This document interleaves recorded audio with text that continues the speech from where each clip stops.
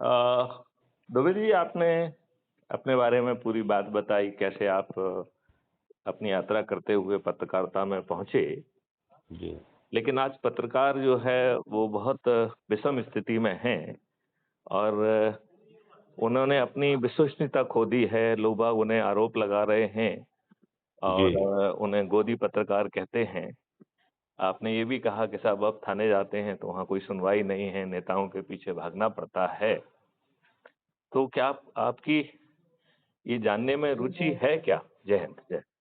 क्या आपकी ये जानने में रुचि है कि हमने एक ऐसा सिस्टम डेवलप किया है जिसके माध्यम से हर भारतीय को घर बैठे बिना भटकाव के न्याय मिलेगा? यदि आप सुनना चाहें तो मैं विस्तार से उसे आपको समझाना चाहूंगा जी, और ये भी बिल्कुल। और ये भी चाहूंगा कि उस पे आप बारीकी से तथ्यात्मक प्रतिक्रिया दें और उसकी जहां आपको लगता है कि मेरी बात उचित नहीं है, उसका आप खंडन भी करें और उसकी आलोचना भी करें। जी, बिल्कुल। तो हमारी समस्या ये है कि पहले तो कानून ही गलत बना है। देखिए, कानून को भ्रामक ढंग से हमने पहले संज्ञेय और असंज्ञेय में बांट दिया, जिसको कॉग्निजेबल और नॉन कॉग्निजेबल कहते हैं। ठीक है ना? जी, फिर हमने सिविल ऑफेंस बना दिया और फिर हमने रेवेन्यू ऑफेंस बना दिया। मतलब आदमी चार तरीके से प्रताड़ित हो रहा है केवल एक छोटे हिस्से के लिए, जिसको हम कॉग्निजेबल कहते हैं। आप थाने में जाइए तो ये व्यवस्था कानून ने की है कि आपकी सुनवाई हो और आपकी एफआईआर दर्ज हो। जी, आपको शायद जानकारी में होगा कि उत्तर प्रदेश के ही एक ललिता कुमारी versus state of Uttar Pradesh का केस हुआ है, जिसमें जी, सुप्रीम कोर्ट ने 6 सिक्वल जजमेंट दिए हैं और जिसका निचोड़ ये है कि अ, जो पहले प्लेजर डॉक्ट्राइन थी, सेटिस्फेक्शन डॉक्ट्राइन डॉक्ट्राइन थी थाने प्रभारी की, उसे खत्म कर दिया है और कोर्ट ने ये बड़ा स्पष्ट निर्देश दिया है कि यदि जो रिपोर्ट की जा रही है उसके कंटेंट से अपराध घटित होना परिलक्षित हो रहा है तो पुलिस को केस रजिस्टर करना पड़ेगा। और यदि जो है कंटेंट से जो थोड़ा सा कंफ्यूजन है और ये स्पष्ट नहीं हो रहा है कि अपराध घटित हुआ है, ये स्पष्ट नहीं हो रहा है, तो पुलिस को जो है 15 दिन का समय दिया गया है कि वो इस दौरान केवल इस बात की जांच करेगा कि अपराध घटित हुआ है क्या, क्योंकि रिपोर्ट स्पष्ट नहीं है। राइट? जी, इसका मतलब है अपराध का साक्ष्य इकट्ठा नहीं करेगा, जी, अपराध घटित हुआ कि नहीं हुआ केवल इस बात को देखेगा। ठीक है ना? जी, मतलब घटना का साक्ष्य नहीं, जी, संज्ञेय अपराध के कंटेंट है कि नहीं है, बस केवल इतने बात का। जी। इतने स्पष्ट और सुप्रीम कोर्ट के आदेश होने के बावजूद भी क्या थाने में आपकी सुनवाई हो रही है? नहीं हो रही। मेरा ऐसा अपना अनुमान है कि लगभग 90% केसेस में थाने से जो है आवेदन लेके, गाली देके या किसी भी तरीके से भगा दिया जाता है और आपका एफआईआर दर्ज नहीं किया जाता है। जी, जबकि कानूनी प्रावधान ये है कि यदि संज्ञेय है तो एफआईआर दर्ज करो और यदि असंज्ञेय है तो एनसीआर दर्ज करो। मतलब दोनों ही पुस्तति में दर्ज करना पड़ेगा। एक में एफआईआर होगी, दूसरे में नॉन कॉग्निजेबल रिपोर्ट होगी। जी, लेकिन ये ग्राउंड पे हो नहीं रहा है। राइट? बिल्कुल नहीं हो रहा है। और 90% केसेस में आपको भगा दिया जा रहा है। अब हुँ, आप किसी अधिकारी के पास जाओ, नेता के पास जाओ, तो भटक कौन रहा है? जो पीड़ित। जो विक्टिम है, जो पीड़ित है, जी, वही भटक रहा है कि नहीं भटक रहा है? बिल्कुल भटक रहा है। अच्छा, भटकाव से, प्रभाव से, लेन-देन से यदि उसने अपना केस रजिस्टर करा भी लिया है, तो उसकी विवेचना ठीक ढंग से नहीं हो रही, तो उसके लिए भी भटक रहा है। भटक रहा है और समय पे अगर शिष्टाचार ना पहुँचा तो विवेचना भी उसके फ़ेवर में हो या ना हो, इसमें भी कन्फ्यूज़न है। करेक्ट। और इसके बाद जब जो है चालान भी पेश हो जाता है तो उसे 20-30 साल का जो है न्यायालय में भी इंतजार करना पड़ रहा है और वो भी न्याय मिलेगा कि नहीं मिलेगा, भगवान मालिक है। बिल्कुल सही। यदि इस बैकग्राउंड में मैथिली शरण गुप्त कहें कि भाई साहब, अब तुम्हारे घर पे बैठने के समय आ गए हैं, आप अपनी रिपोर्ट हम तक पहुंचाओ और अब तुम्हारी लड़ाई हम लड़ेंगे। मतलब विक्टिम को कहीं नहीं भटकना है, ना थाने जाना है, ना किसी नेता के पास जाना है, ना कोर्ट में भाग दौड़ करना है। ये सब काम हमारा सिस्टम करेगा। कैसा लगा आपको ये सिस्टम? बहुत अच्छा सुन के लगा जो है। अच्छा, अब मैं इसकी बारीकी समझाऊंगा, क्योंकि कहना तो सरल होता है, करेंगे जी। कैसे ये तो बताओ ना पहले। हाँ, जाहिर सी बात है। हाँ, तो अब मैं आपको ये समझाऊंगा कि करेंगे कैसे। तो शायद आपको कानून की वो बारीकियां शायद ना मालूम हो, तो मैं समझाते जाऊंगा साथ में। जी। तो पहले एक कानून, मतलब सीआरपीसी में एक 39 सेक्शन हुआ करता था, जिसमें अंग्रेजों ने अपने लाभ के लिए ये प्रावधान किया था कि यदि किसी भी भारतीय को जी। संज्ञेय अपराध होने की या संज्ञेय अपराध की प्लानिंग की या अटेम्प्ट की या जो भी जानकारी मिले, तो उसे नियरेस्ट मजिस्ट्रेट या पुलिस तक पहुंचाना, ये उसकी कानूनी जिम्मेवारी थी। जी। अभी जो नया कानून बना है उसमें भी ये सेक्शन सुरक्षित है, केवल सेक्शन का नंबर बदल गया है। अब भारतीय नागरिक सुरक्षा संहिता में सेक्शन 33 जो है वो सेक्शन 39 का ही एग्जैक्ट कंटेंट है। जी। अभी जैसे आप कोई ऑफेंस कर दें तो पुलिस और प्रोसिक्यूशन को ये सिद्ध करना पड़ता है कि बियॉन्ड रीजनेबल डाउट ये अपराध आपने ही किया है। जी। यदि बियॉन्ड रीजनेबल डाउट आप ये सिद्ध नहीं कर पाए तो आपको साक्ष्यों के अभाव में दोष मुक्त कर दिया जाएगा। जी। मतलब ये नहीं कहा जाएगा कि आपने अपराध नहीं किया है, लेकिन पर्याप्त साक्ष्य न होने के कारण साक्ष्यों के अभाव में आपको दोष मुक्त किया जाता है। ठीक है। जी। लेकिन ये जो सेक्शन 33 भारतीय नागरिक सुरक्षा संहिता है, इसका इन्होंने जूरिस्प्रूडेंस बदल दिया है। इसमें अंग्रेजों ने क्या कहा कि भाई आप इनोसेंट हैं, ये आपको सिद्ध करना पड़ेगा। नहीं तो आपने ये रिपोर्ट पुलिस को या मजिस्ट्रेट को क्यों नहीं की, आपको जो है you are presumed guilty, right. Okay. तो ये नॉन कॉग्निजेबल है, सजा 2 महीने की है, वो इम्पोर्टेंट नहीं है। जी। हम इसको जो अंग्रेजों ने अपने लाभ के लिए बनाया था, इस सेक्शन को हमने अपने लाभ के लिए पकड़ लिया। हम क्या कह रहे हैं कि अब आप हमारे पास आइए, हमारे सिस्टम के पास आइए, और हमारे वो भी डिजिटली, आपको हमारे पास भी भटकने की जरूरत नहीं है। हमारा डिजिटल इंजन जो है आपसे सब कैप्चर कर लेगा और आपसे कहेगा कि आप घर बैठो। जी। अब वो जो है हमारा इंजन सब चीजों को पकड़ के फिर जा रहा है वो थाना प्रभारी के पास। तो जी। पहले कानून का सेक्शन हुआ करता था 154(1), नए कानून में वो भारतीय नागरिक सुरक्षा संहिता में अब 173(1) हो गया है। जी। तो उसके तहत जो है 173(1) बीएनएसएस के तहत जो है हम थाना प्रभारी के पास जा रहे हैं कि देखो भाई, हमें 33 के तहत ये जानकारी मिली है और ये मेरी कानूनी जिम्मेवारी है कि मैं ये पुलिस तक और मजिस्ट्रेट तक पहुंचाऊं। लिहाजा हम आपके पास आ रहे हैं और इसी कानून की किताब के सेक्शन 173(1) में ये आपकी भी कानूनी जिम्मेवारी है कि आप इसका संज्ञान लें और विवेचना करें। जी। तो वो आपसे निवेदन नहीं करेगा कि आप एफआईआर करो, वो आपको सिर्फ ये कहेगा कि आप अपनी विधिक जिम्मेवारी को पूरा करो। ठीक है। जी। तो इसमें विक्टिम कहाँ बैठा हुआ है? अपने घर। अपने घर। वो ना थाने जा रहा है ना एसपी के पास जा रहा है, राइट। जी। अब इसी कानून का जो धारा 173(4) है, जी। जो पुरानी थी 154(3), वो अब नए कानून में 173(4) हो गई। ठीक है। जी।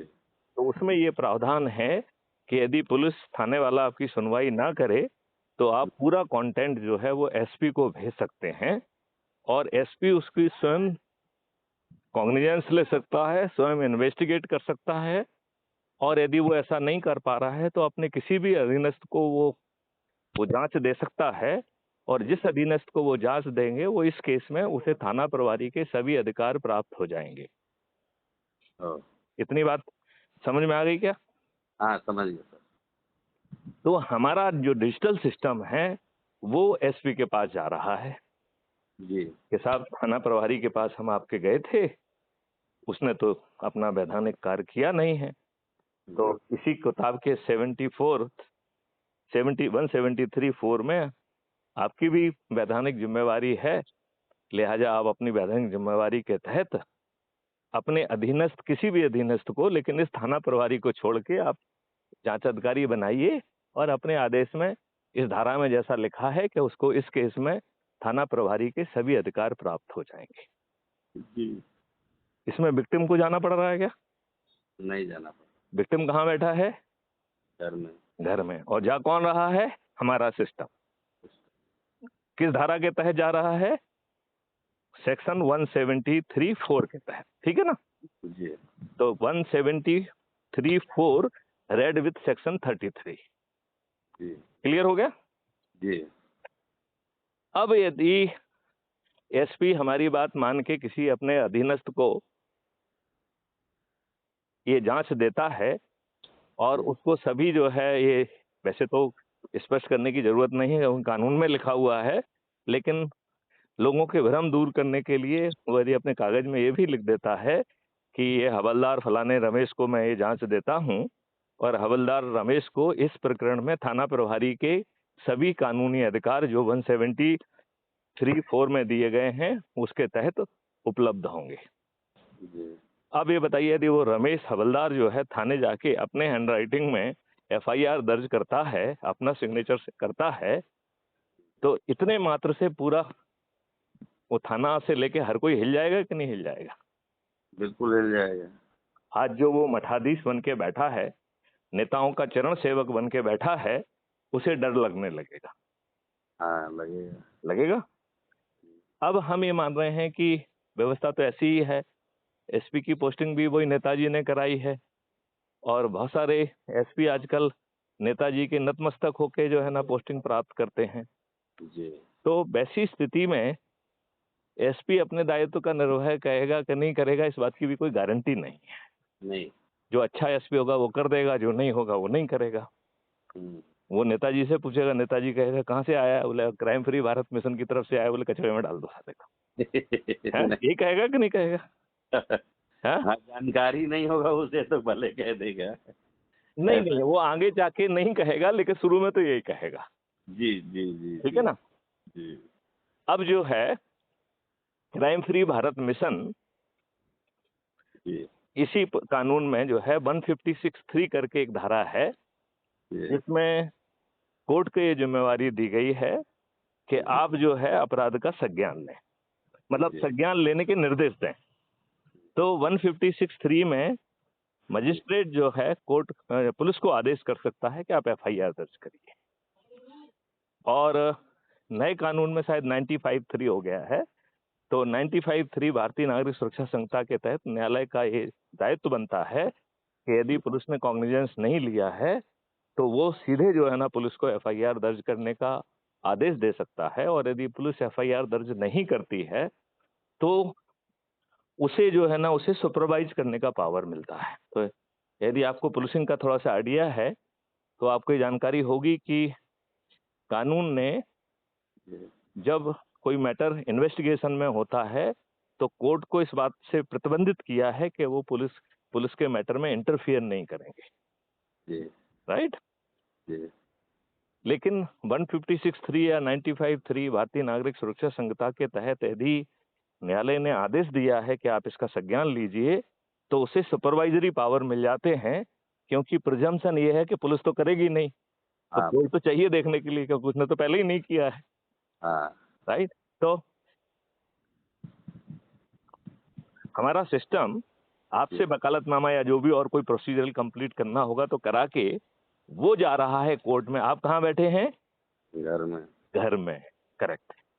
अब हम मान लेते हैं कि हमारा दुर्भाग्य है 156(3) में भी कोर्ट ने भी नहीं सुना, जी। तो इसी में एक कानून है 482 आई थिंक सीआरपीसी का, जिसमें यही जिम्मेवारी हाई कोर्ट को दी गई है। तो फिर हम हाई कोर्ट जाएंगे और वो विक्टिम कहाँ बैठा हुआ है? घर में। अपने घर में। राइट। अब यदि हमारा दुर्भाग्य है और हाई कोर्ट ने भी हमारी बात नहीं की, तो हमारे पास सुप्रीम कोर्ट जाने के 3 रास्ते हैं। एक है जो हमने अभी आपको केस का नाम बताया था कि ललित ललिता कुमारी versus state of Uttar Pradesh, जी जी जिसमें माननीय सुप्रीम कोर्ट ने 6 सिक्वल जजमेंट दिए हैं। उस आदेश का पालन नहीं हुआ है क्योंकि किसी ने कॉग्निजेंस तो लिया नहीं है। इसका मतलब है उन्होंने सुप्रीम कोर्ट के इस आदेश का कॉन्टेम्प्ट किया है। तो जी, पहला हमारे पास ऑप्शन है कि हम कौन जाएगा? विक्टिम नहीं जाएगा। कौन जाएगा? हम जाएंगे। हम जाएंगे विक्टिम कहाँ बैठा है? घर में। घर में, राइट। दूसरा हमारे पास रास्ता है PIL का, और तीसरा रास्ता है रिट का। जी मंडामस रिस्का की साहब जो है ये अपने मैंडेटेड ड्यूटी नहीं कर रहे हैं, लिहाजा आप रिट ऑफ मंडामस जारी करिए कि ये अपनी मैंडेटेड ड्यूटी करें। जी जब हम हर केस में जाएंगे तो कहीं ना कहीं एक आध केस में तो सफलता मिल ही जाएगी। हाँ बिल्कुल मिलेगी। एक केस में यदि सफलता मिल गई तो ये पूरा सिस्टम हिल जाएगा कि नहीं हिल जाएगा? बिल्कुल हिल जाएगा। राइट। अब इसको जो है ये हमने कहा कि दिस इज द लीगल और अरेंजमेंट, राइट। जी जी तो ऐसे 4 अरेंजमेंट हमारे सिस्टम ने डिजिटली जनरेट किए हैं, बहुत सुंदर सर। राइट। तो दूसरा सिस्टम है एडमिनिस्ट्रेटिव। तो हमने SP तक को तो लीगल में पकड़ा हुआ था, जी लेकिन DIG से लेके सब ऊपर के फ्री बैठे हुए हैं। जी तो हम फिर जो है उनको घेरेंगे कि भाई प्रशासनिक तौर पे आपकी भी जिम्मेवारी है, और इन्होंने जो लीगल कार्रवाई नहीं की है इसमें प्रशासनिक रिस्पॉन्सिबिलिटी इनके ऊपर थोपी जाए और कार्रवाई की जाए। तो पहले DIG के पास जाएंगे, फिर IG के पास जाएंगे, फिर एडिशनल DG के पास जाएंगे, फिर DG के पास जाएंगे, फिर होम मिनिस्टर के पास जाएंगे, फिर चीफ मिनिस्टर के जाएंगे। तो इस पूरी प्रशासनिक उसको कौन जाएगा? विक्टिम कहाँ बैठा है? घर में बैठा है। घर में बैठा है। और कौन जा रहा है? क्राइम फ्री भारत का डिजिटल इंजन। अब जो है इसके बाद वो लेजिस्लेटिव अकाउंटेबिलिटी में जा रहा है। तो जो MLAs MPs हैं उनको वो एम्पैनल कर रहा है। तो जो विपक्ष वाले MLAs हैं और MPs हैं वो तो खुद ही इम्पैनल हो जाएंगे जल्दी से, राइट। जी और कुछ जो अच्छे कॉन्सेंस वाले सत्ता पक्ष वाले MLA MP हैं वो भी जुड़ेंगे। हम्म कुछ जुड़ेंगे, ज्यादा ना जुड़ें। तो हमारा इंजन उनको सब एविडेंस के साथ के देखिए हमने ये किया ये किया ये किया और इन्होंने कुछ नहीं किया, तो वो पूछेगा कि साहब ये जो दस्तावेज है ये सही है क्या? क्या आपके थानेदार ने कॉग्निजेंस नहीं ली है? क्या आपके SP ने कॉग्निजेंस नहीं ली है? क्या आपके प्रशासनिक अधिकारियों ने कोई कार्रवाई नहीं की है? आप उनके विरुद्ध क्या कार्रवाई करेंगे?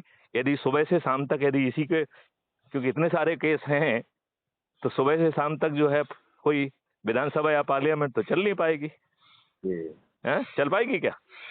नहीं चल पाएगी। तो एक आध केस में तो जो है जब लोग सस्पेंड होने लगेंगे तो वो फिर क्राइम फ्री भारत की बात सुनने के लिए कुछ ना कुछ बेबस हो जाएंगे, बल्कि उल्टा होने लगेगा कि भैया क्राइम फ्री भारत की यदि चिट्ठी आ जाए तो जल्दी से काम करो, नहीं तो साले मेरी खड़िया खड़े हो जाएगी। ऐसा होगा कि नहीं होगा? बिल्कुल सही है, होगा। अब इसके बाद जो है हम जा रहे हैं कॉन्स्टिट्यूशनल अकाउंटेबिलिटी पे, मतलब वहां पे रुक नहीं रहे हैं। अच्छा तो कॉन्स्टिट्यूशनल अकाउंटेबिलिटी क्या है कि अभी तक नेताओं ने और सब लोगों ने ये भ्रम फैलाया हुआ है कि संविधान ने सरकारों को सॉवरेन बनाया है। हम्म, तो मिस्टर SK दुबे समुद्र शास्त्री जी, जी मैं आपको ये समझाना चाहूंगा कि हमारे संविधान ने राज्य सरकार को अकाउंटेबल बनाया है, सॉवरेन नहीं बनाया है। अच्छा क्या बनाया है? अकाउंटेबल। तो ये अकाउंटेबल। बात हम किस आधार पे कह रहे हैं? तो इसके लिए हम आपको संविधान के शेड्यूल 7 में ले जाएंगे। उसमें 3 लिस्ट होती है, लिस्ट 1, लिस्ट 2 और लिस्ट 3। जी तो लिस्ट 1 में जो जिम्मेवारी है वो भारत सरकार की है, लिस्ट 2 में जिम्मेवारी राज्य सरकार की है, और लिस्ट 3 में दोनों की है, जिसको कॉन्करेंट लिस्ट कहते हैं। तो पहली है सेंट्रल लिस्ट, दूसरी लिस्ट है स्टेट लिस्ट, और तीसरी लिस्ट है कॉन्करेंट लिस्ट। ठीक है। जी तो policing is the responsibility as per entry 2 of the list 2। हाँ, तो स्टेट। यदि 90% केसेस में एफआईआर दर्ज नहीं हो रही है, इसका मतलब है शेड्यूल 7 के लिस्ट 2 की एंट्री 2 का पालन सरकार नहीं। नहीं कर पा रही है, राइट? और यदि जो है ये संवैधानिक व्यवस्था की फेल्योर मानी जाएगी कि नहीं मानी जाएगी?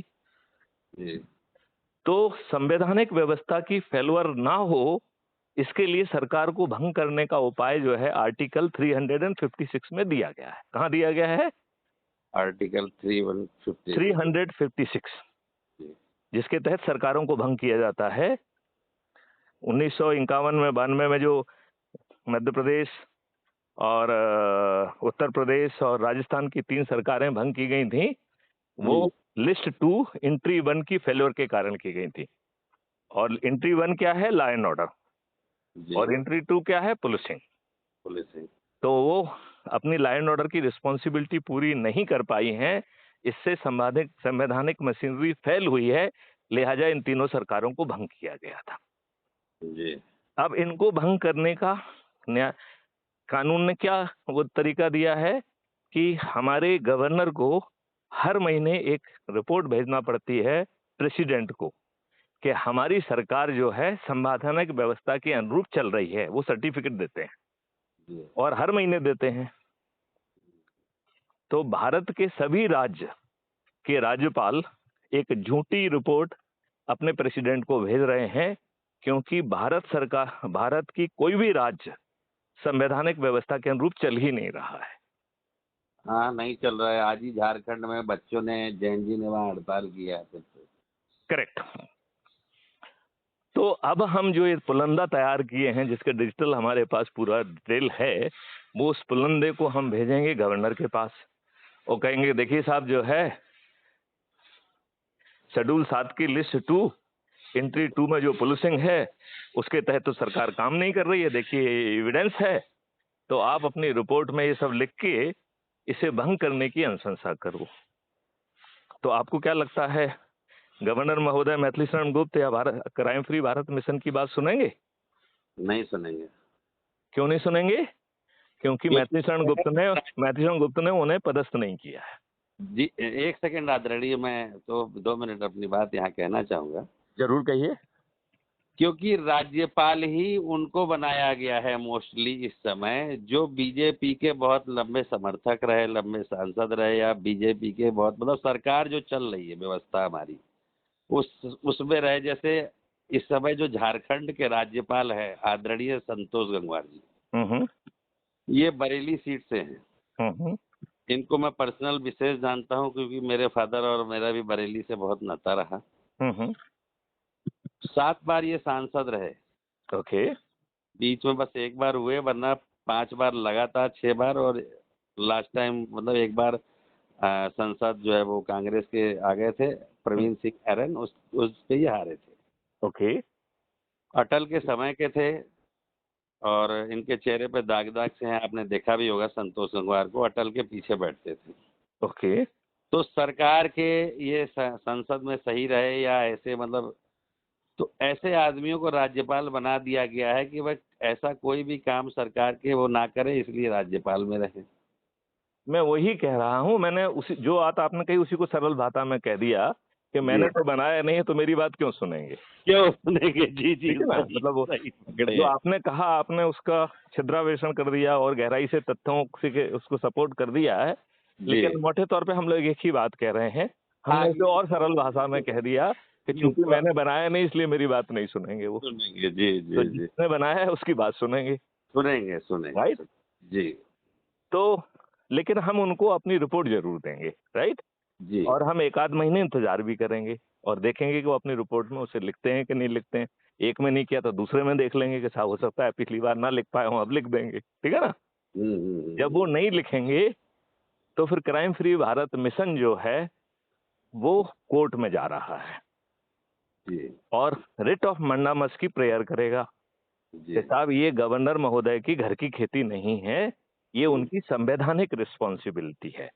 तो जी वो अपनी संवैधानिक रिस्पॉन्सिबिलिटी का पालन नहीं कर रहे हैं, लिहाजा रिट ऑफ मंडामस के तहत आप आदेश दो कि गवर्नर अपनी संवैधानिक जिम्मेवारी पूरी करे।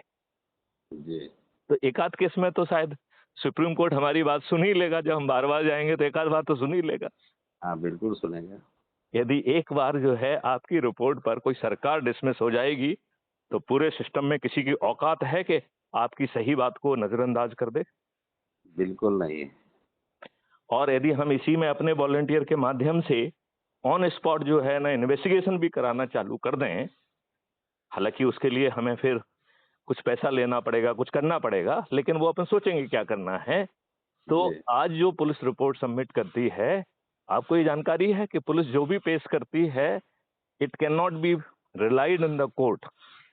It can only be used only one person पर वन वर्क फॉर कॉन्ट्राडिक्शन। मतलब उसकी साक्ष्य वैल्यू 0 है। हाँ, कोर्ट मतलब की नज़रों में वो नहीं मानता है पुलिस का चीज़, वो नहीं, अपने ये कानून में लिखा है भाई, जी, ये कानून में ही लिखा हुआ है कि it can only be used for the corroboration, नहीं, can only be used for the contradiction but not for corroboration. जी, जी। मतलब वो आपने कुछ गलत पकड़ लिया तो ये देखो साहब इसने गलत लिखा है, ये तो करने को वो पकड़ लेगा, हाँ, लेकिन आप क्या कह रहे हैं इसको नहीं पकड़ेगा। जी, जी, जी, मतलब डबल जेओपार्डी है। जी, मतलब जो साक्ष्य है उसको मानेगा नहीं, और कहीं गलती होगी तो उसको ठांस देगा आपको उल्टा, जी, जी, जी, जी, राइट? तो बिल्कुल, जब जो है क्राइम फ्री भारत मिशन आम आदमी से इन्वेस्टिगेट करा के उसके आंखों से देखी हुई बातों को पैरेलल में परोसेगा, जी, तो वो कानूनी तौर पे ग्राह्य होगी। बिल्कुल, मतलब हमारी रिपोर्ट पुलिस के द्वारा पेश किए गए चालान से ज्यादा क्रेडेंशियल आज के कानून की स्थिति में रखेगी। ज़ाहिर-सी बात तो बताइए, हमने क्रिमिनल को उनके घर बैठे इन चारों व्यवस्थाओं के तहत, है। हुँ, जी, हमने उसे न्याय दिला दिया कि नहीं दिला दिया? हाँ, इस कंडीशन में तो न्याय मिल ही जाएगा। और मैंने सभी परिस्थितियां बताई कि ना थानेदार सुन रहा है, ना एसपी सुन रहा है, ना कोई सुन रहा है, ना कोर्ट सुन रही है, ना हाई कोर्ट सुन रही है।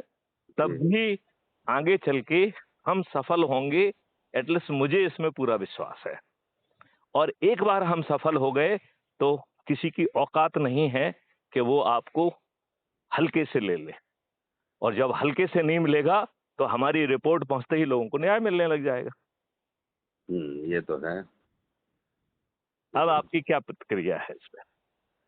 हमारी प्रतिक्रिया बहुत अच्छी है क्योंकि भारत में आज के समय में न्याय भी एक मर्ज की तरह हो गया है, कैंसर की तरह हो गया है, जिसमें आदमी सिर्फ़ और सिर्फ़ भटकता है और उसको न्याय ना मिलने की एवज़ में लोग जो है उसके ऊपर ही एक्सपेरिमेंट करते रहते हैं, काला कोट खाता रहता है और वो देता रहता है और बहुत सारे केसेज़ में जिसको न्याय मिलना था वो भगवान को भी प्यारा हो जाता है। आप बिल्कुल ठीक कह रहे हैं।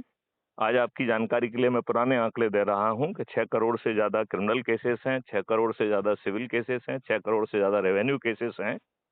यदि यही आंकड़े मान लें, मैं हालांकि अब तक बढ़ गए होंगे, राइट? जी, शायद 20 करोड़ को पार कर गए, मतलब 7 करोड़ को पार कर गए होंगे, राइट? जी, तो जी, यदि हम 7-7 करोड़ मान लें तो 21 करोड़ हो जाते हैं कि नहीं हो जाते हैं?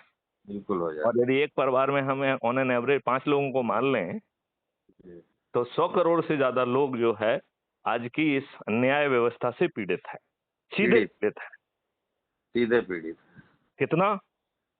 तो 100 करोड़ से ज्यादा लोग। जी, तो भाई साहब, हमें अच्छा कानून लिखना नहीं आता क्या? हम तो कह रहे हैं कि हम अपनी नई व्यवस्था में जो हमने न्याय व्यवस्था बनाई है, हमने वो न्याय व्यवस्था भी बनाई है। हम जी, आपको अधिकतम 30 दिन में न्याय देंगे। और इस पूरी न्याय व्यवस्था में मैं एक छोटे से कुछ-कुछ चीजें समझाता हूँ कि उस न्याय व्यवस्था में होगा क्या? जी। समझने की क्षमता बची है या बोर हो चुके हैं? अरे नहीं आदरणीय, बताइए, बताइए। मुझे बहुत अच्छा लग रहा है आपका ये समझाने का तरीका और आप मैं आपको सैल्यूट करता हूँ, आपके जज़्बे को और आपके इस टेक्निक को। तो हम वर्तमान कानून में ही ये प्रावधान कुछ प्रावधान कर रहे हैं। आज प्रॉब्लम क्या है कि जज खुद करप्ट हो गया। जी, तो जज की अकाउंटेबिलिटी होना चाहिए कि वो न्याय करे। जी, हमारा जज हमारा जजमेंट प्रक्रिया अंधी नहीं होगी। जी, तो चाहे जज जो है ना मौके पे जाए, जी, लेकिन यदि वो न्याय लिखता है तो उसे न्याय करना होगा, अन्यथा वो जज नहीं रहेगा। तो हमने उसे कहा है डी पैनल करना। जी। तो आप किसी जज को तो हटा नहीं सकते हैं। हाँ, संविधान बिल्कुल। ने, आज के संविधान में तो बहुत कुछ लिख के रखा है। तो हम उसके लिए एक शब्द ला रहे हैं, पैनल एंड डी पैनल। तो जी। किसको केस मिलेंगे? ये केवल पैनल जज को मिलेंगे।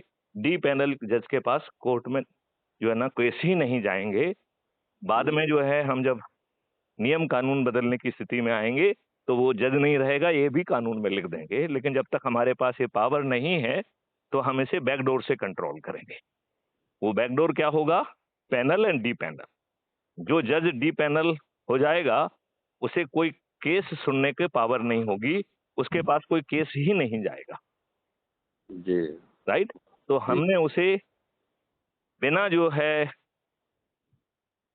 पार्लियामेंट में उसको क्या कहते हैं, इम्पीच करना, बिना इम्पीच किए हमने उस जज को निर्मूल कर दिया कि नहीं कर दिया? बिल्कुल कर दिए। Number one.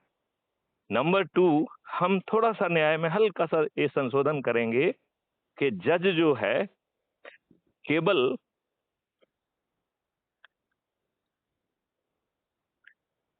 पनिशमेंट देगा, वो भी जी। इम्प्रिजनमेंट का। उससे जो है दंड का, अर्थदंड का जो है वो अधिकार छुड़ा लेंगे। तो फिर अर्थदंड कौन देगा?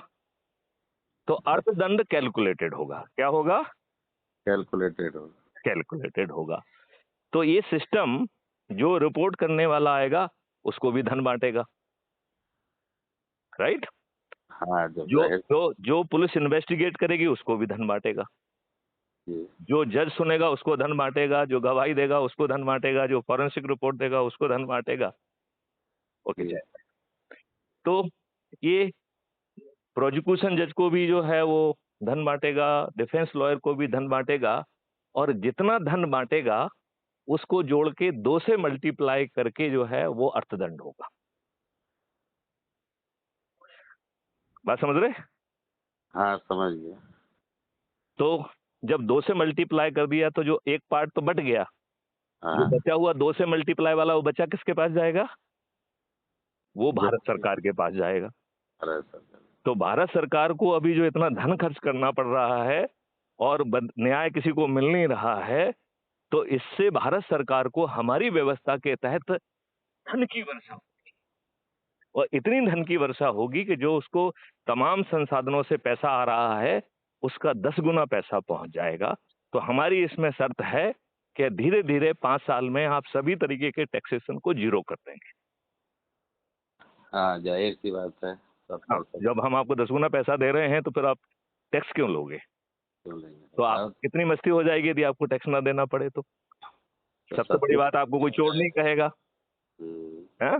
आज तो जो है, जो कर रहा है व्यापारी, इंडस्ट्रियलिस्ट, सभी को लोग आदमी चोर मानता है क्योंकि वो टैक्स बचाने की कोशिश करता है। और टैक्स मुझे लगता है कि हमारे टैक्स का तो सदुपयोग हो नहीं रहा है। हो नहीं रहा है। यस और नो? बिल्कुल सही। राइट। अब जो है 7 दिन में जो है इन्वेस्टिगेशन होगा तो हम पुलिस और नॉन पुलिस सबको इन्वॉल्व कर लेंगे, क्योंकि इसमें तो धन बट रहा है। तो हम्म, सबको धन बांट के अकेला पुलिस को क्यों बांटा जाए? नॉन पुलिस को भी कर लेंगे। जी। तो हमारे पास साक्ष्य, और ऐसे साक्ष्य जो कि कोर्ट में, जिनकी वैलिडिटी आज के कानून में होगी, क्योंकि पुलिस की वैलिडिटी तो है नहीं। राइट? जी। कानून भी हमने इतना घटिया बनाया है कि पुलिस विश्वसनीय नहीं है। पुलिस को किया गया कॉन्फेशन जो है is not relied upon in the court, it is relied to the extent of discovery of fact only. Right? तो जी। यहाँ जो हमारी नई व्यवस्था हम कर रहे हैं, इसमें तो हर चीज एडमिसिबल है कोर्ट में। जी। यस और नो? यस। तो और कोई भी कोर्ट, कोई भी जज कोर्ट में नहीं जाएगा। तो सभी ट्रायल जो है मल्टीपल स्पेक्ट्रम में एक साथ करोड़ों केसेस का ट्रायल होगा और 24 घंटे चलेंगे। ओके। तो एक केस को ट्राई करने में, पहले तो उसका चालान करने में अधिकतम 7 दिन लगेंगे, और जी। अधिकतम 7 दिन में जो है वो उसमें फाइन हो जाएगा। ठीक है ना? जी। और वो जो मतलब कन्विक्शन हो जाएगा। जी। और हम कह रहे हैं कि चलो 15 दिन का और ग्रेस रखते हैं। तो अधिकतम 30 दिन में आपको न्याय मिलेगा। जी, अभी जो न्याय आपको 30 दिन में नहीं मिल रहा है, जजमेंट मिल रहा है, वो भी बहुत देर से मिल रहा है। अब आपको 30 दिन में क्या 15 दिन में न्याय मिलेगा और जज दौड़ के जो है ना ग्राउंड पे जाएगा और देखेगा कि भैया अन्याय ना हो जाए, नहीं तो हम डी पैनल हो जाएँगे। डी पैनल हो जाएंगे। बहुत सुंदर। अब बताइए इसमें आम के आम और गुठलियों के दाम सबका फ़ायदा है कि नहीं? इवन फरियादी को पैसे मिलेंगे, इवन बिल्कुल। गवाह को पैसे मिलेंगे, लेकिन यदि झूठी गवाही देगा तो जल सड़ जाएगा। झूठा केस करेगा तो उसको वही दंड मिलेगा जैसे उसने खुद अपराध किया। बिल्कुल। तो कानून में ये थोड़ा-सा आज भी वो दंडनीय है, बस केवल दंड की कैटेगरी बदल दी जाएगी कि यदि आप कोई झूठी रिपोर्ट करेंगे, तो उसका जो दंड है, वो वही होगा जैसे आपने वो अपराध किया है। तो यदि मैं रिपोर्ट करता हूँ कि एसके दुबे, समुद्र शास्त्री जी ने इनका मर्डर कर दिया है और वो झूठी रिपोर्ट होगी, तो मैथिली शरण गुप्त को फांसी की सजा दी जा सकती है, क्योंकि उसका झूठी रिपोर्ट करने का वही दंड होगा, जैसे वो अपराध मैंने ही कर दिया हो। बहुत सुंदर सर, आनंद आ जाएगा, देश बच जाएगा। और आज के समय में सबसे बड़ी बात, आदरणीय न्याय जो है वो पैसे वालों ने, कुछ चंद रसूखदारों ने उसको अपने घर और उंगली का कठपुतली बना दिया है। सबसे ज्यादा इसमें सभी दिक्कत लोग तो सहभागी हैं। अब ये क्या बड़ी शर्म की सबसे बात बड़ा नहीं है कि आम जस्टिस वर्मा के जनमानस जो हाँ? निम्न तबके के हैं आदरणीय, वो कोर्ट की शरण में मजबूरी में जाते हैं और इस डर से जाते हैं कि हमारे साथ कोर्ट में भी अन्याय होगा। बस वो चाहते हैं कि बस चलो भाई, जब तक न्याय हो जा रहा है, लेकिन उनको उस कोर्ट में न्याय की उम्मीद नहीं होती है। बावजूद इसके वो कोर्ट में जाते हैं और वकील को पैसा भी देते हैं, क्योंकि उन्हें पता है कि सामने वाला गवाह खरीद लेगा, वकील खरीद लेगा, जज खरीद लेगा, और अधिकतर केसों में ऐसा होता भी है। जय हिंद। तो सर, ये जो आपकी प्रक्रिया है, इससे दो चीज हो जाएगी। एक तो गलत आइए, आइए, आइए। गलत गलत एक तो रिपोर्टें होना बंद हो जाएगी, जिससे कोर्ट में फर्जी रिपोर्टों की जो आज संख्या है वो कम होगी, हुँ, हुँ। और लोगों को न्याय मिलेगा। न्याय के प्रति लोगों को डर होगा, गलत काम करने वाले भी सोचेंगे। आज कचहरी में फर्जी गवाहों की लिस्ट लगी हुई है, फर्जी केस करने वालों की लिस्ट लगी हुई है।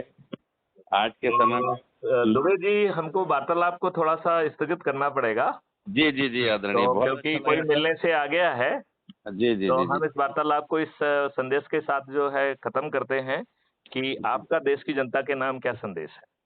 हमारे देश के जनता के नाम यही संदेश है कि क्राइम फ्री इंडिया के लाया हुआ जो न्याय प्रक्रिया है, इसको थोड़ा समझे और अपने जो जीवन है उसको सरल बनाए, क्योंकि आज के समय में ये जो केस है ये भी किसी ग्रह दोष से कम नहीं है।